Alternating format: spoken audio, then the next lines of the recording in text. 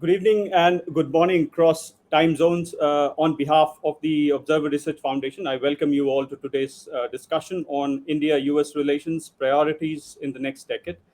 This is the exact title of a joint report between ORF and Heritage Foundation that we published on our website.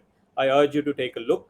Now, the India-United States partnership is expected to be the defining partnership of the century, and we will be especially important in combining capacities towards maintaining peace and security in the international order.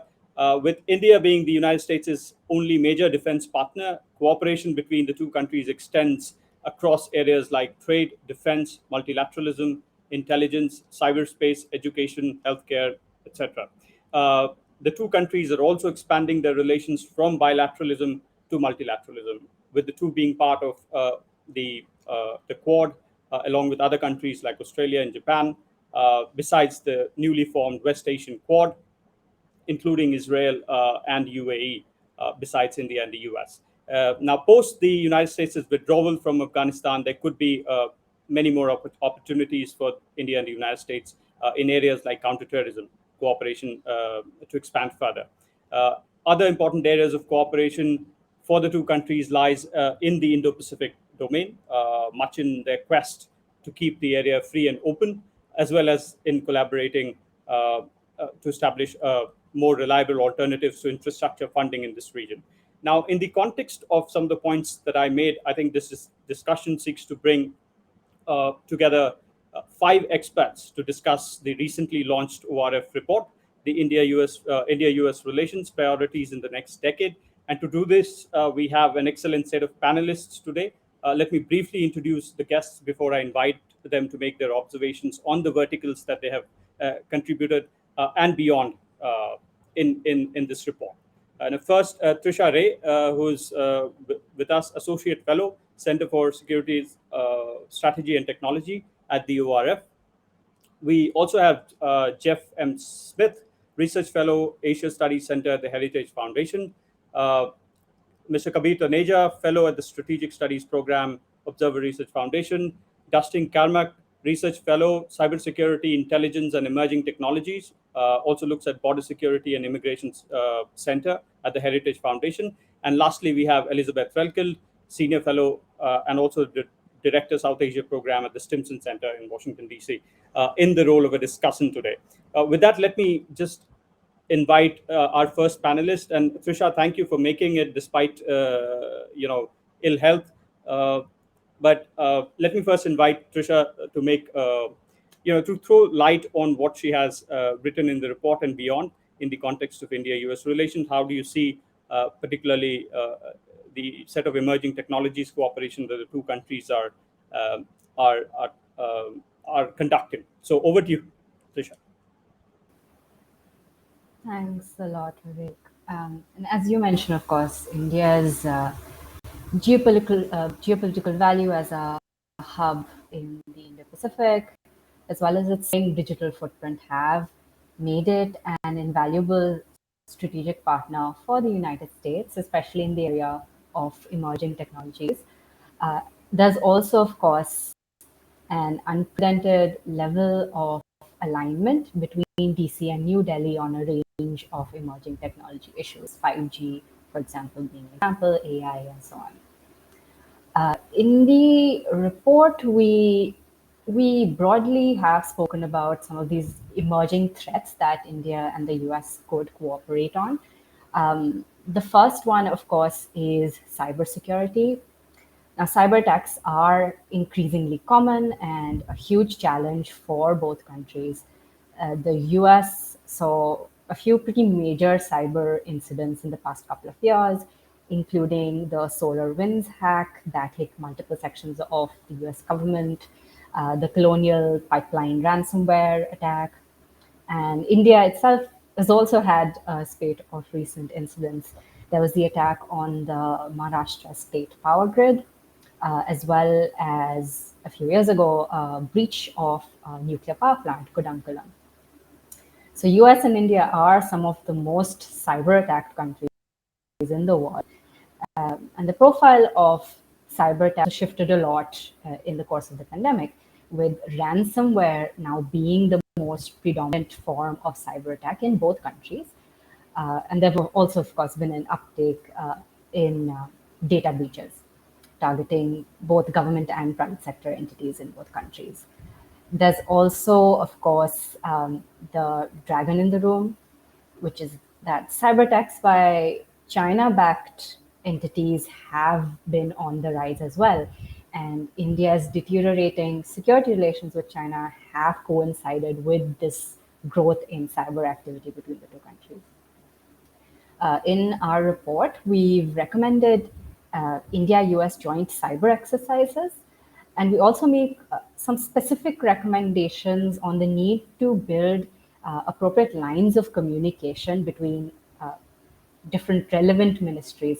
So there's often a confusion on who the relevant counterpart is on, say, issue A, and who the national counterpart is in the US or Indian context. We can, the different agencies and departments on both sides that are in charge of, say, investigating and prosecuting different kinds of cybercrime, securing critical infrastructure, telecommunication security. So as a first step, we recommend identifying those line ministries and those lines of communication between the two. The second major area that we've touched upon, as I mentioned, is artificial intelligence, and more specifically on the technical and ethical safeguards we should pay attention to when deploying AI applications for national security and defense. Specifically, one of the areas of emergence is something called explainable AI or XAI, which is a set of methods that enable users to understand outputs generated by AI models. So DARPA in the US is already working on explainable AI. In India, it's not a declared policy priority, but responsible AI is part of India's national AI strategy. So it is an underexplored area, but ripe for cooperation. In India, there is a new Defense AI project agency as well as a Defense AI Council that would be the relevant counterpart in this case. Relevant policy guidance and structural support for AI adoption by the Ministry of Defense and the Armed Forces. Right now, the technology is being explored in the AI environment. They're in the areas of natural language processing, computer vision, or AI-enabled maintenance. But of course, this research and these applications are going to grow in the coming years. A third area I'll just briefly touch upon. It's not within the scope of the report, but it's important because it's related to both of these areas. And there is research on the ORF website that has talked about some of these issues. It's pretty foundational and continues to be somewhat fractious in the US-India context. There is a fair bit of interest in India in signing on to the Cloud or Clarifying Lawful Overseas Use of Data Act, which would govern how law enforcement agencies in India could obtain information held by US technology companies, including cloud service providers. But the Cloud Act requires certain institutional procedural requirements to be met by the requesting country. And one of those is strong and comprehensive like data privacy and protection legislation. And in India, that's, of course, the Data Protection Act, which has been pending in Parliament for some years now. I'll conclude there and I look forward to the discussion. Thank you, Trisha, for making it broader than the report. Let me now move to Kabir. Now, Jeff has just joined, but let me just move to Kabir and ask him to throw light on not just his vertical, but put counterterrorism perspective between India and the United States in the context of the report and beyond. How are the two countries doing on that front? Over to you. Thanks, Vivek. It's great to be on the panel today. And as you mentioned, my section of the report deals on counterterrorism cooperation between India and the US. It's a very interesting field to study because, on the surface of it, India and the US are quite the ideal partners. When it comes to something like counterterrorism, there is a shared interest in threats. There's a shared interest in global security. There's a shared interest in maintaining a global sort of standard of rule of law and so on and so forth. However, there are divergences as well, especially when it comes to the geopolitics of counterterrorism, which drastically changed from an American perception after 9/11. So it's not a very black and white case when we're talking about CT and India and US cooperation.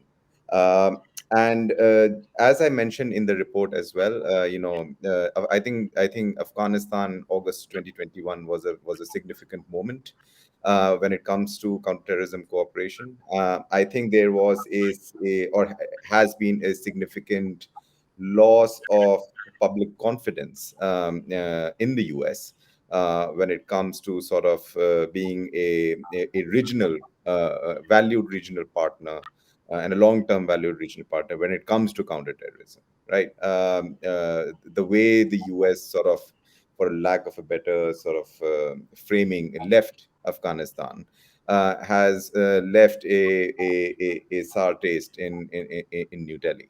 And a lot of questions are being asked as to what long-term sort of viability of the US is anymore when it comes to kinetic actions on counterterrorism.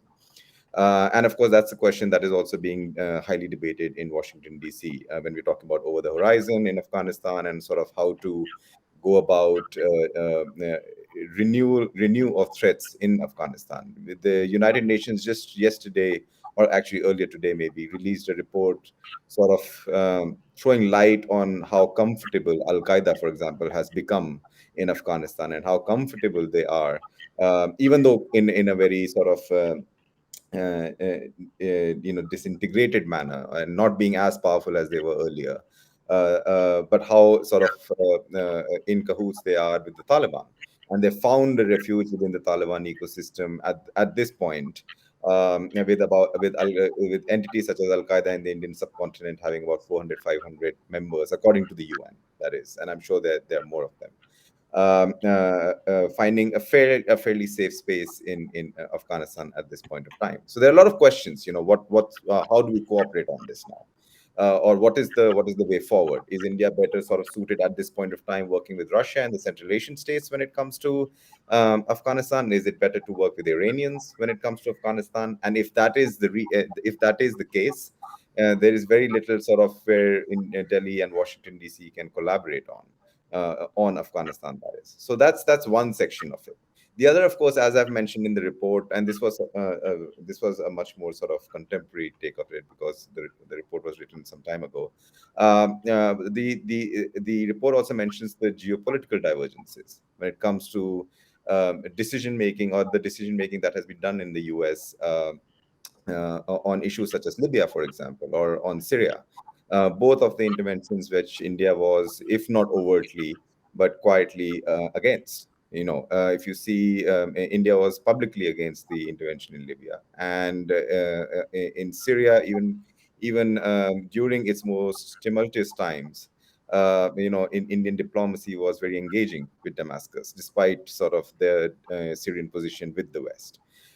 So that sort of showcases that India was at some level, backing the idea of, let's say, President Assad's presidency, being the sort of quote unquote best option to take on any of such security threats and security environments in that part of the world. So there are divergences when we're talking about some of the fundamental issues of counterterrorism, and Pakistan is probably the biggest one, right? Because India has been raising its voice on Pakistan for years and years and years without much backing from specifically from the West and other countries as well. It's not just the West. So it has sort of a slightly disillusioned take when it comes to a global sort of partnership against counterterrorism and countering terrorism, especially in this part of the world. But having said that, I think there are a lot of areas now that we can actually work on counterterrorism, especially when it comes to capacity building. I think both, we don't talk about it a lot, but I think some counterterrorism and sharing best practices in counterterrorism and building capacities in counterterrorism is very low-hanging fruit for organizations such as the Quad. There are issues of extremism in Southeast Asia, for example, where best practices between India, between the US, between Australia, and so on can be shared, whether in an academic forum, whether in more sort of institutionalized military forums, and so on and so forth. And of course, you also mentioned the I2U2, sort of this new. I don't like to use the terminology Quad for this, but for the lack of for just for better understanding, the new Middle East Quad, as people are monitoring it. That is also some place where, even though every member of that group is saying it's a geo-economic framework where they are going to work, you cannot work in a geo-economic framework without security considerations. Those they are sort of part of it. But even if you see the I2U2 framework from a CT point of view, India is the odd one out in that grouping. If you see, the US has a long history of dealing with the region. It's more about the Arab Gulf normalizing, or section of the Arab Gulf normalizing with Israel, and that section is now seen as the new sort of anti-Iran setting in that part of the world. And India sort of sticks out a little bit because it does have very functional relationship with Iran. So even from that framework, when you're talking about CT, it doesn't really fit. But where CT finally, well, my last point does fit, as I mentioned before, is capacity building. So when you're talking about asymmetrical warfare used by terror groups, when you're talking about cyber issues, when we're talking about online radicalization, where countries in Europe have made some very good, investments and strides in countering it. These are some of the things that India can benefit, and both India and the US can work together to sort of push forward and come up with frameworks, both unilateral and multilateral, to build capacities on these fronts, because these fronts are the new fronts, right? And they are relatively, there is very little divergences that come into play when we're talking about CT cooperation between India and the US. So that's sort of just a broad framework of what my section of the report actually deals with, and just a sort of contemporary take that wraps around those arguments. Thanks.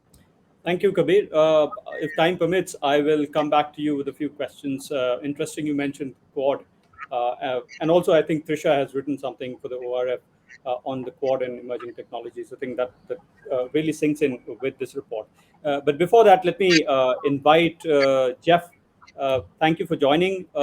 And can you just put in perspective your vertical that you've focused on in this report in the context of, and I'm sure Harsh is not here, but these sections like broadly India-US relations in terms of bilateralism to multilateralism, India-US defense relationship, and you're free to take it beyond just the report. Over to you, Jeff.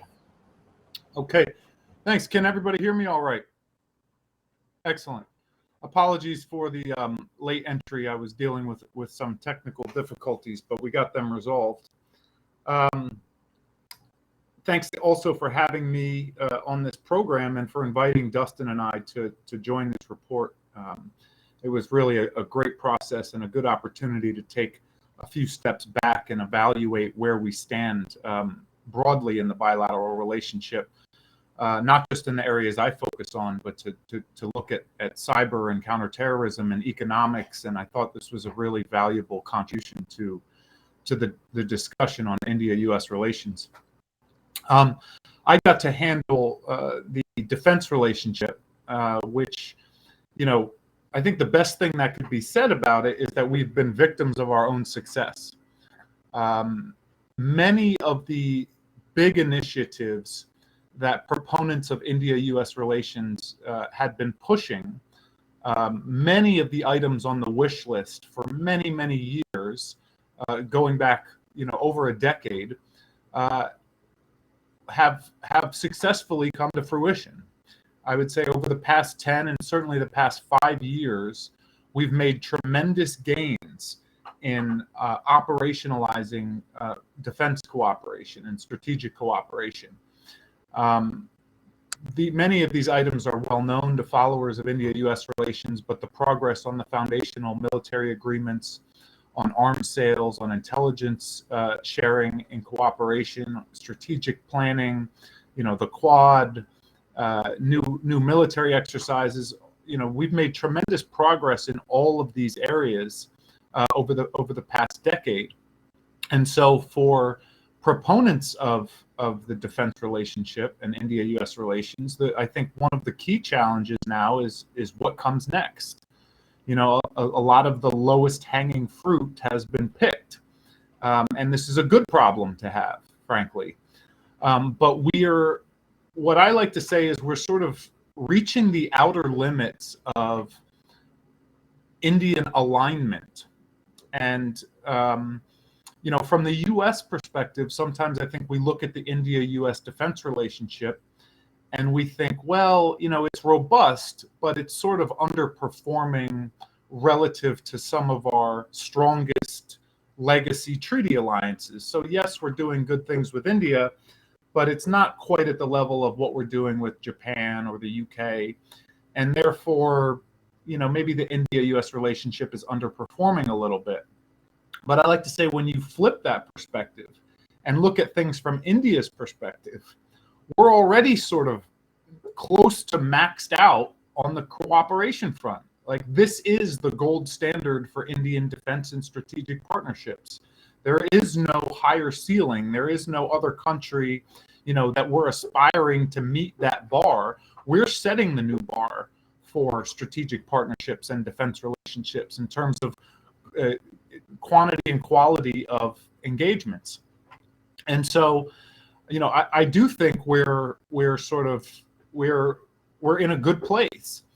But that doesn't mean there's not more we can do. And I think there's more that's in the interest of both countries to do. And some of that we covered in the report.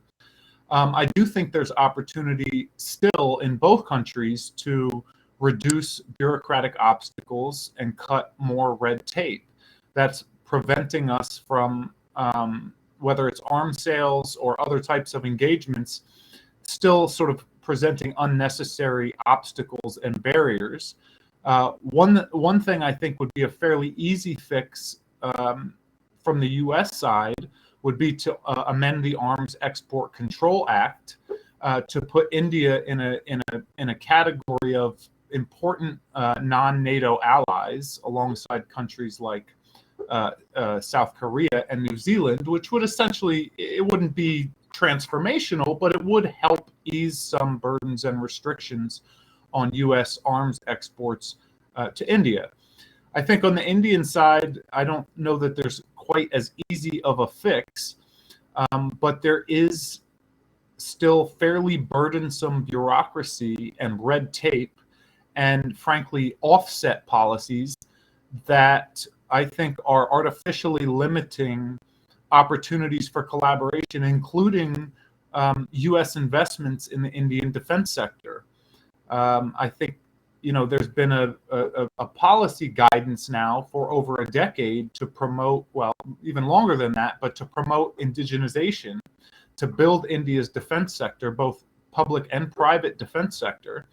I think that aspiration has not been met with adequate policy changes.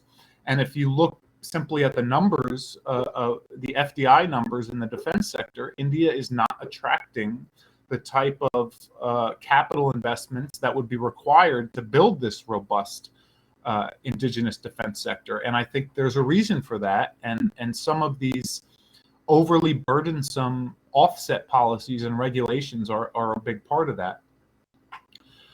I think we've made tremendous progress on exercises. This is something that's been going on for some time now. The Malabar naval exercise, was once a bilateral affair. Now has become a quad naval exercise again with the reintroduction of Australia. But that's been going on since the early 1990s. Army exercises, also Air Force exercises are already underway. Tri-service exercises, I think, were added in 2019. So we do have a robust set of military exercises that have grown in complexity. I think that's a strength.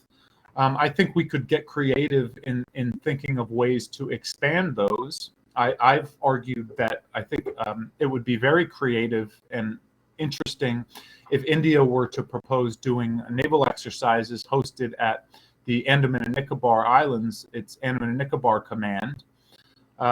India becomes somewhat more comfortable with the U.S. Operating around or near the islands. I think in 2020, a U.S. P-8 aircraft was allowed to refuel in the Andamans for the first time. The Modi government has made some efforts to modernize and enhance the capabilities at the Andaman and Nicobar Command. This is a very valuable, geographically located resource at the mouth of the Strait of Malacca, guarding the entryway to the Indian Ocean from the South China Sea. I think it would be interesting for both countries, maybe even to include Australia and Japan, to do more exercises in the Eastern Indian Ocean. So that's one thing recommended in the report. I think we could also consider at some point adding an observer to the Malabar naval exercises. I don't think the membership of that should be formally expanded, but I think adding observer countries could be something that we could consider, and there are a number of countries that would make reasonably good candidates. I think the Defense Technology and Trade Initiative, the DTTI, which was started, hard to believe, started back now in 2012 under the Obama administration under Defense Secretary Ash Carter. The idea was this would sort of marshal the bureaucracies to finding co-development projects that we could, either through the public sector or private sector, start small, but kickstart India and the U.S. Co-developing defense systems. And there were 4 Kickstarter projects added at the beginning, 4 testbed projects. None of them came to fruition. The DTTI was reorganized under the Trump administration in 2018 and moved to a different focus, moved to new Kickstarter projects, reorganize it bureaucratically. Maybe this can provide some momentum. That didn't work. Under the Biden administration, it's been reorganized again. And I think the last I heard was that each side would put $11 million into building a prototype of an air-launched unmanned aerial vehicle. So again, the idea is let's start small, find some success, and then we can scale it up. We haven't even found success with that small project yet. So I really think the leadership in both countries needs to send signals down through the defense establishment and the bureaucracy that this really needs to become a priority. We both identified this as an area, as a priority, as a long-term ambition, but we simply have not been able to realize that ambition. I mean, India is obviously capable of doing co-development projects. We've seen that with Russia on much more advanced platforms and systems. Now, India-Russia defense cooperation goes back 50 years. India-U.S. defense cooperations really only began taking off in 2008, so 15 years. But 15 years is still quite a long time. So it's time for us to get this moving. So there's a plug in the report to sort of re-energize and prioritize and focus on the DTTI, because 10 years with no progress to show is not particularly encouraging. I won't go too far into the multilateral, the bilateral. We can discuss that more in Q&A if you like. I would just note that traditionally, India and the U.S. were viewed as there being a disconnect on multilateral issues. As a leader of the non-aligned movement, during the Cold War, India was often on opposite sides of the U.S. on votes at the UN General Assembly. Multilateral issues often were looked at as a sort of area of discord between the two countries. If you look at the voting records today, I think they're better. They're not perfectly aligned, but I think they're more aligned than they used to be. But where the cooperation is really happening at an accelerated rate is in these mini-lateral forums and at smaller forums like the UN Security Council or the G20, but it's most robust at these mini-lateral forums like the Quad and the new I2U2 that was discussed in the prior panel. I think we've made really great progress working through these trilaterals and these quadrilaterals, focusing on sort of specific functional cooperation where we have common interests. And if that's where more progress is going to be made than at the UN General Assembly, that's fine. There's nothing wrong with that. That's still multilateral cooperation. We're, of course, at Heritage very supportive of the progress that's been made with the Quad, the revival of that group under the Trump administration, and we've been pleased to see that at the very least the Biden administration has taken that forward and even elevated it. We're also encouraged by the progress that came about as a result of the Abraham Accords and the new opportunities that's opened up for cooperation in West Asia, in the Middle East. And we're thrilled to see, India, the U.S., Israel, and the UAE now working on common issues like trade, climate change, energy cooperation, maritime security. We've been a proponent of this for some time. In fact, we were hosting India, Israel, U.S. trilateral dialogues back many years ago. And so this has been a new front of cooperation that I think is already yielding some important gains. So I'll leave it at that and look forward to Q&A. ORF, thanks again for organizing this and prompting us to do this joint report.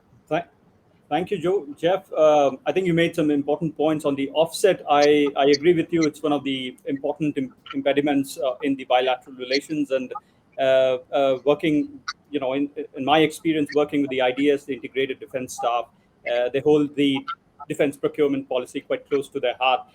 But we have, as you pointed out, we have made some progress, particularly in the sectoral investments in the defense sector. I think in the FDI, a few years back, we've increased the cap on how much FDIs can come in, particularly in the defense and insurance sector. And I think that has helped the India-US relations some bit. I'll come back to you, but let me now invite Dustin to throw light on the sections that he has contributed in the report. And you're free, like I said, to take it beyond the report. Over to you, Dustin. Hey, thanks so much for again, same as Jeff said, thanks for letting us contribute to this report. I really have enjoyed spending my time really kind of working on these kind of bilateral cyber relationships, and I think India is definitely one of our most important, if not our most important, bilateral cyber relationship. Kind of as we move forward, because I think of one particular country that I think uniquely we face cyber challenges from, and that's been China, and I think we've seen a large explosion in the last few years. The United States seen kind of a variety of attacks in India, especially here in the last couple of years. And so I think that relationship, because of that challenge, similar to a bunch of other challenges on ransomware, the explosion we saw both in the United States and globally in the last 2 years has kind of put more of a keen focus on this. And I've also been really paying attention to kind of the lessons to be learned from what we're seeing happening in Ukraine and Russian cyber activity, both in Ukraine, but also kind of looking more broadly at what the U.S. has been facing. So as we kind of look forward, and what we wanted to kind of contribute on this part of the report was there's been a lot of great opportunity here in the last few years with some of the 2+2 dialogues, a lot more action in the Trump administration, the Biden administration on building these inroads on cyber. But what I'm looking for now, I think what we were advocating for in the report is actual, gristmill in terms of real action and move beyond some of these dialogues to action on cyber exercises, which I think are extremely important. I think we've seen in the last few years, the United States has really expanded both our domestic cyber exercises to include, state and local partners. But I think the international explosion has been phenomenal. And if anything, NATO's cyber summit, the CCDOE based in Estonia, really puts together one of the largest cyber exercises in the world. And we just saw South Korea join that exercise over the last couple of years. And I think it's just a great opportunity to build synergy between different countries that have very different cyber vulnerabilities, but also face very similar challenges in some ways. So it's, one of these things is really kind of breaking down, as Jeff mentioned, those bureaucratic barriers that we see a lot of times, even in the defense side, in our bureaucracy. We see it also on both sides of the India-U.S. relationship. And so where can we get from moving that dialogue to actual action on kind of breaking down some of these barriers? I think what I've really been paying most closely attention to here recently is action in India on cryptocurrency. We're also facing the same type of challenges, both on illicit transactions, but also the growth of an entirely new industry and technology here in the United States, and what those kind of vulnerabilities could be. And the United States Department of Justice has been really focused on this here recently with the creation of different task forces, both for expertise, but also capabilities on how you kind of counteract both ransomware actors, but also more illicit actors such as the North Koreans or others that use it for extrapolating funds to fund ICBM programs and nuclear transgressions. So as we kind of move forward, one of the other areas I've been looking at is there was the January U.S. Homeland Security dialogue between India and the United States, and kind of what those follow-ups are going to look like here later on this year. And one of the other, as we're kind of going through the same exercises in the United States, is we created a national cyber director position here last year, and the theme of it from Capitol Hill was one choke to throat, or one throat to choke, in terms of a single person in the government that can be focused on cybersecurity, but that ends up never being quite the way we all hope it to be. And so I think that India is facing the same issues, in the sense that we face this vast cyber problem across both our private sector and public sectors. And I saw from my time at the Director of National Intelligence Office, we saw at times during, say, the SolarWinds attack, agencies within inside the executive branch that sometimes were under the same cabinet agency not being able to talk to themselves about what they were seeing in cyberspace. So there's a lot of work to be done in each agency, let alone the private sector, where we've seen 80 or 90% of U.S. critical infrastructure is based in the private sector. And so how does that relationship work? And and learning good lessons that India and others in the Indo-Pacific are using in this area, especially when we think of challenges from North Korea or China, is something that we really need to be working on. And where I see some of this going as well is, and I think there's a huge opportunity within India and the United States, is in the area of operational technology, cybersecurity. And this gets into building out apparatuses that we can use to protect, think planes, trains, automobiles, weapon systems. There are massive gaps in a lot of that area. There's some really amazing work being done by some private sector companies in the United States in this. And so I think that's one other area, that's happened since we've done our report, that I would say I think we can really drive the train down and work on this going forward. So I'll stop there because I know we're running a little behind time, but I'm happy to answer any other questions. But excited about the opportunities ahead on cyber as this relationship moves on. Thank you, Dustin. Excellent set of first round of comments. Before, if time permits, I'll come back. I have a lot of questions, but let me now first invite Elizabeth for her comments on the report and what we've discussed today. Over to you, Elizabeth.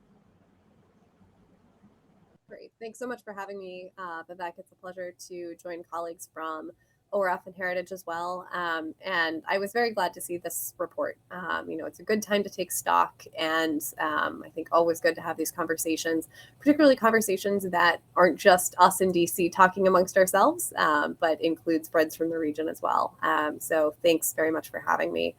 I thought, in terms of my discussant's remarks today, I would try to kind of capture some of the takeaways from the report, not so much on specifics, but in terms of the overall patterns that I saw emerging. And I have a few general questions for you all. I'm not going to go person by person, but more just kind of zoomed out questions about the relationship that your report got me thinking about. So that's what I'll shoot for. I'll try to keep this quick because I know there's a lot to cover still.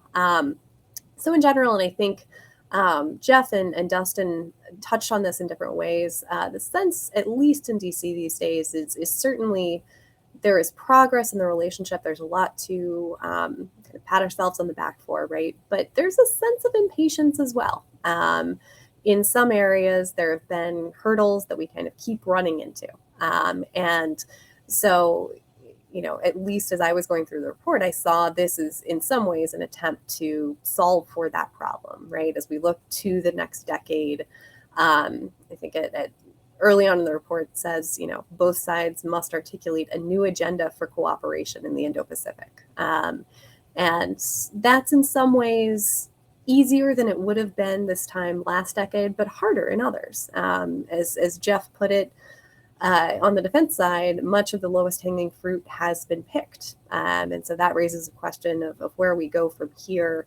Dustin, he said on cyber, it's important to start to move from dialogues to action, putting into practice some of the institutional arrangements, the foundational agreements, the habits of cooperation that we've built over the past couple of decades of really investing in this relationship from both sides. I think the sectors that the report highlights, from emerging tech to national security and defense cooperation, CT, trade, there is plenty there to sink our teeth into. And there are some other areas as well that I'll get to towards the end that I think even just in the past couple of months since this was done and dusted and released, we've seen a range of other issues and some changes, which I think speaks to the dynamism, there we go, of this relationship in the region, but are important to bear in mind as well. So as I see it, kind of the overall recipe that to my mind seemed to come out of a lot of the individual sections, and this is a quote specific to the report, but I think it captures a lot of what we've covered today. So, in answering this question of what we have to do to move this relationship forward over the next decade, right? It's streamlining procedures, it's reducing bureaucratic obstacles, inaugurating new military exercises, re-energizing DTTI. That's on the defense side, but I think a lot of those kind of barriers apply to the other issues that we've talked about as well. So kind of this idea of continuing to work on our institutions, on the structures of the partnership.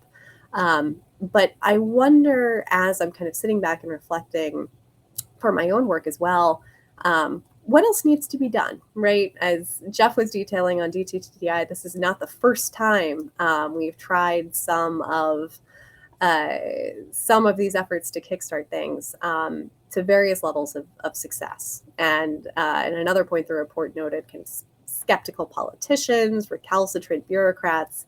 That's an issue on both sides, certainly. But I think, to my mind, part of what I anticipate both sides, the US and India, will have to navigate over the next decade are increasingly thorny political issues. The issues that we see differently, sitting here in Washington, sitting in Delhi. And that's not to say that we haven't run into those issues in the past. Indeed, the report highlights a few areas where we see the world differently. But you think about a range of issues. So Pakistan certainly is one that's come up in today's conversation. CT threats emerging from Afghanistan, India's relationship with Russia, concerns over restrictions related to data sharing, trade access, domestic concerns on both sides. And I think as well, just kind of expectations of the broader relationship, particularly, I'm most familiar with this in terms of mutual expectations of behavior in regional contingencies involving China. But kind of an answer to this question of what is this all for? We've built the structure, we've built the architecture, and it really seems to me that over the next decade, we're going to be forced in some ways by virtue of how the world is shifting to start to answer the questions of mutual expectations on both sides and kind of what is this all for? And as I think through that, one of my overall questions, and I think something that I'm going to be focusing on is, do we have the mutual trust needed to talk through identify and manage those areas of disagreement so that we can make progress on the areas that you all have rightly identified as being so key. So that's maybe my first question to you all in your various issue areas, should you wish to take it on. Is the architecture, is the trust, is the depth of that relationship in place to be able to talk through some of these more challenging issues? And if not at this point, what's required to get us there? Beyond the structural side, what do we need to do to make sure that we can manage potential differences going forward? Another question that I've just kind of been reflecting on and would be curious for any thoughts from the panelists is, I was struck in the report, even as you all identified these kind of baskets of areas to focus on, there's still plenty going on in the relationship that you all didn't cover. And even what you did cover is a pretty wide swath of cooperation. And so, I kind of find myself asking, is there a risk in this of being a mile wide and an inch deep? And that's a simplification, right? We know we're further along in some areas than others, but maybe another way of framing that question is we're planning for the next decade is, are there areas that we shouldn't cooperate on? Are there areas where really we can deprioritize in order to shift our focus to what we see as being the more immediate challenges? We didn't so much get to the bilateral, multilateral split, but I think that's an interesting one as we're kind of pondering that previous question, right? So what issues should we tackle bilaterally? And where is it actually helpful to have multilateral partners? How can we use those two approaches strategically? But maybe my biggest takeaway, right, is I would be very curious to get your all's thoughts on this. As we're sitting here, 2022, looking over the next 5 to 10 years, as you all do in this report, what are some metrics? What are some indicators that you all will be watching for, either in your specific issue area or more broadly in the relationship, that will let us judge how much progress we've made in the partnership, kind of what success would look like in the partnership over the next 5 to 10 years? And then lastly, because Vivek had asked me to kind of reflect a bit on what's happened since this report was written and published. I know there's often a lag time. To my mind, the biggest issue actually is on the economic side, in terms of the instability that we're seeing within the region, what's happened in Sri Lanka, potential future consequences of similar economic challenges are playing out, not just in Pakistan, but more broadly across the region. Questions of food security in the aftermath of what's happened in Ukraine. So where does that put us? Is that something that we need to be focused on together? And then certainly on the Afghanistan side, I think it's been remarkable the extent to which India's own policy, I think, has developed over the last few months, having the technical team in Kabul, and as well the political developments in Pakistan that we've seen. So with that, I think hats off to you all for the report that tackles a lot of these issues and manages to get into some depth. But I'd be very interested in your thoughts on any of those questions that I posed that you might want to take on. Thanks again. Thank you, Elizabeth. Let me start in the same order and take that question to Trisha. We are short on time, so 2 minutes each to the panelists on your thoughts on some of the questions that Elizabeth has raised.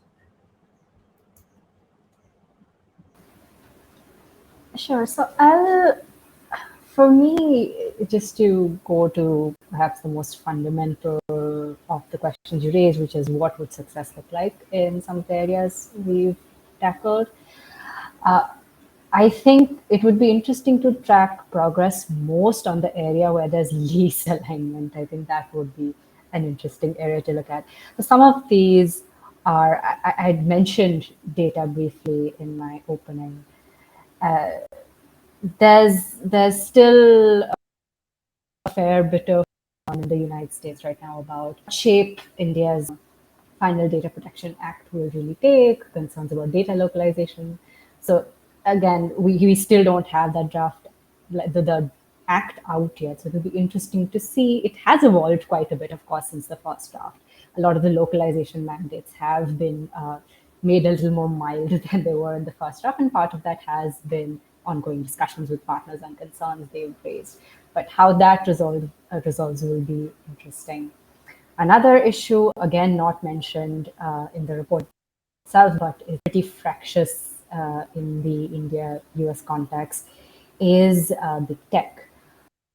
And in India, there's been a spate of recent legislation, including the intermediary guidelines, which have tried to rein in the kind of influence a lot of these platforms have. It's not just a strategic issue, it's also an issue of India's own domestic law enforcement, and that has continued to be fractious. Aside from that, there's also like a spate of antitrust cases in India against a few of these platforms, but then again, let's see how those resolve. So yes, bottom line, how the most issues get resolved would be we would need to track. Thank you, Trisha. Let me take the next question and invite Jeff. Is the depth enough between India and the US, a mile wide and an inch deep? Do you think it has the resilience, or what are the indicators you'll be looking at in the next decade? Yeah. Oh. Great question. And I really was glad that Elizabeth agreed to join as a discussant, because she's really very, very thoughtful and knowledgeable on these issues. And she did a great job summarizing it, and I think posing some good questions to us. There is an asymmetry. There are areas, I think, where we've gone deeper than others. I think for the most part, I think the imbalance does match where we have the most common interests. So we have been able to deepen cooperation where it's been most obvious for us to do so. I think the defense and strategic relationship has in some ways outpaced other aspects of the relationship. But, for as much difficulty as we have on the economic front, the top level bilateral trade numbers look very strong, despite the considerable differences we have and the complaints on both sides about trade and investment restrictions, about visa issues. These are real problems that need to be resolved, but the trading relationship continues to gallop ahead. People-to-people ties remain very, very strong. I would say maybe where cooperation is weakest, I would say would probably be outside of the Indo-Pacific, on global and multilateral issues, on issues in Europe, Latin America, Africa, even East Asia. But that's perhaps natural, that there's sort of these concentric circles, and our cooperation is strongest where we're sort of geographically most present and where our interests are the strongest. And so I'm okay with that. I think Elizabeth did raise an interesting question about the sort of periodic challenges we face and these issues where we do not always have great alignment. These countries and issues like Pakistan, like Iran, like Russia, like Afghanistan. I don't want to sound overly optimistic, but I think we've often exceeded expectations on these potential friction points. I thought going back to 2010, 2011, when the US first imposed sanctions on those importing Iranian oil, I thought this had the potential to create a real disruption in the bilateral relationship. And we sort of managed to get past that issue, with India gradually reducing Iranian oil imports enough to satisfy US concerns. And we sort of moved on. Pakistan was once a major issue in India-US relations. I mean, it used to be a subject at every one of our bilateral discussions, and Kashmir was a part of every conference on India-US relations, back in 2008. Pakistan is not as much of a point of contention as it used to be, as I think India has gradually come to understand the nuances and complexities complexities of U.S.-Pakistan relations, and as Pakistan-U.S. relations have frankly deteriorated considerably. That's not to say it's not an issue at all anymore, but I think it's less of an issue and likely to be even less of an issue moving forward. Afghanistan, similarly, divergences, but none that prevented us from cooperating on regional issues. I think we both are have at times been frustrated by each other's stances on Afghanistan. I know India was concerned about and frustrated with the way the U.S. withdrew from the country. But I also think it understands that this was a sovereign decision that the U.S. had to take on its own after 20 years and trillions of dollars in commitment to Afghanistan. It was a decision that was America's to take, and India is now doing its best, like everyone else in the region, to sort of manage the aftermath. And our interests in Afghanistan very much remain the same, and we continue to cooperate on what we hope is what we're trying to contain the potential negative aspects of that withdrawal. Russia has obviously been in the headlines lately, and I thought this had the potential to create a fairly major disruption in India-U.S. relations. Certainly by what's appeared to be India's sort of neutral stance on the Ukraine conflict, it's continuing to import natural gas and oil from Russia. I have to give Washington some credit here. For the most part, the Biden administration and the Congress has taken a fairly flexible position on this and said, we understand, we get it. There's been no effort to sanction India for importing Russian energy. There's been no effort to limit cooperation in other areas. Yes, there are some voices of discontent, but overall, I would say it has not impacted the bilateral relationship. I could probably say the same for what Elizabeth sort of pointed to as domestic issues. Before the Biden administration was elected, there was a lot of discussion and frustration and talk on the progressive left about the Modi government's domestic agenda.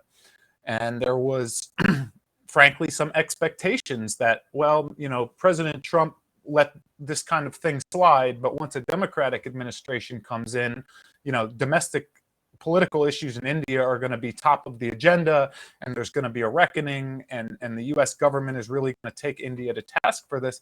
That hasn't happened. That hasn't happened in the U.S., and that hasn't happened in Europe and other countries abroad. And there have been, discussions and concerns voiced at certainly the non-governmental level. But in terms of government-to-government ties, no one has sort of made this an issue to the degree that it impacts strategic and defense cooperation. Will that be the case forever in perpetuity? I don't know. But as of right now, I would say differences over domestic politics and domestic issues are not infringing on the strategic partnership, for better or worse. So I would say when you look at this range of countries and issues where we do have divergences, they do exist. They are real. But maybe as a sign of how far the partnership has come, how far it's matured, we have found ways to manage those divergences in ways that are sometimes surprising to me. We have exceeded expectations. And so I guess I'll leave it at that. Thank you, Jeff. Let me bring Kabir quickly on. There's a Quad statement. One of the Quad statements has made counterterrorism cooperation within the Quad between India and the US in Afghanistan. There's a line on that. Issues like that, are we blowing it out of proportion, or is it manageable? Is it doable in the given scenario that we have in the region and beyond?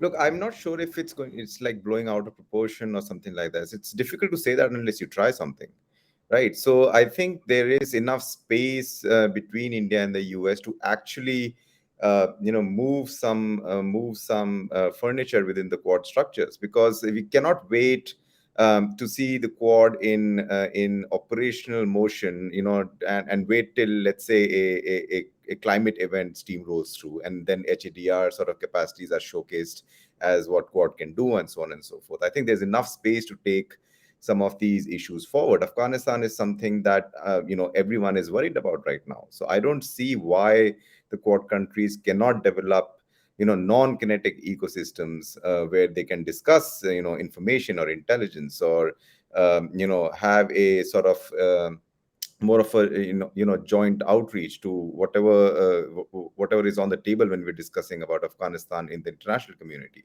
So there's a lot that can be done, and just in sort of from the radicalization point of view and extremism point of view, there are a lot of countries like Malaysia and Indonesia in Southeast Asia that have very unique sort of responses to these problems, and that's something the Quad can actually tap into, both learning from those experiences and also taking those experiences beyond the scope of Southeast Asia and discussing them further in sort of within the global community and so on and so forth. So there's a lot to be done. I think I think it's about time that we see a little bit more movement from the Quad, just beyond summits and so on and so forth, and take a few more risks and come to some more sort of concrete conclusions on what on at least some of these issues, such as CT, which is a universal concern. Has nothing to do with A country or B country. Thank you, Kabir. Last thoughts, Dustin. What are the indicators that you'll be looking at in the next decade? And I've seen that you also look at border security. I don't know if you particularly also look at India-China border from a US perspective, and the opportunities for India and the United States to cooperate there. But last thoughts to you. Yeah, no, I think, in the next kind of 10-year window, what Elizabeth brought up too, I think is going to be really interesting, is just some of the same debate that's occurring domestically in the United States is very much happening in India when it comes to data privacy and kind of data sharing and cross data flows. And we're seeing this in between the Europeans and the United States. And it's really, it's trying to come to a head here in Congress at times, but between different, U.S. tech companies and the relationships and with India and some of the more recent, cyber breach notification requirements and different apparatuses. Those are just some really heavy pain points, I feel like, in the next kind of 5 to 10 year window. I'm not saying that they're insurmountable. I think they have to be overcome. But I think we're all grappling with just the largesse of big data going forward and the usage of where I'm seeing, and I think where I've seen good language between this administration and the last administration is furthering cooperation on things like artificial intelligence. What's the ethics of artificial intelligence as it relates to the national security apparatus? And where do we see that vis-a-vis that relationship, what we're seeing coming out of China, and elements of what, very much a surveillance state type of apparatus. And we're seeing that also very much happen in real time in Russia as they kind of shut down sectors of essentially to create an internet. And so where do we see these kind of gaps go? How does that affect cybersecurity? These are really major things that I can't predict by any means, but I think it's better for us, again, what everybody's been saying, and what I had said before is, we need to move on from just the dialogues to, action, kind of hand in glove with each other on really working through some of these tough issues. And same with the cyber side, blends over into the counterterrorism side as we look at digital currency in different ways that illicit transactions could be moved, in terms of CT issues. So these all kind of jive together when it comes to a security apparatus in the end. And so where I'm seeing that go, China's going to be really at the forefront of that. And I think, a stronger U.S.-India relationship can help counter that. But there are pain points along the way, and, we'll have to solve those together. Thank you, Dustin. Thank you, everybody. I think we are past 1 hour.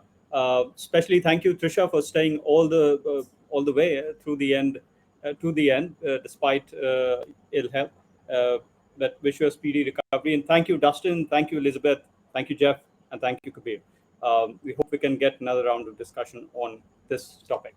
Thank you, everybody.